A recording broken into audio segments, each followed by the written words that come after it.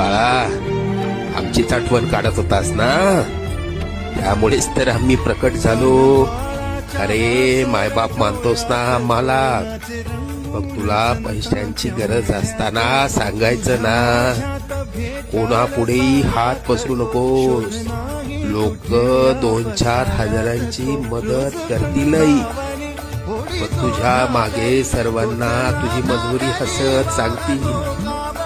आता तुला कोणापुढे हात पसरण्याची वेळच येणार नाही. तू आजपर्यंत भरपूर दुःख सहन केलंस. लवकरच तुझ्या रडक्या भाग्यात सुखाचे दिवस येतील.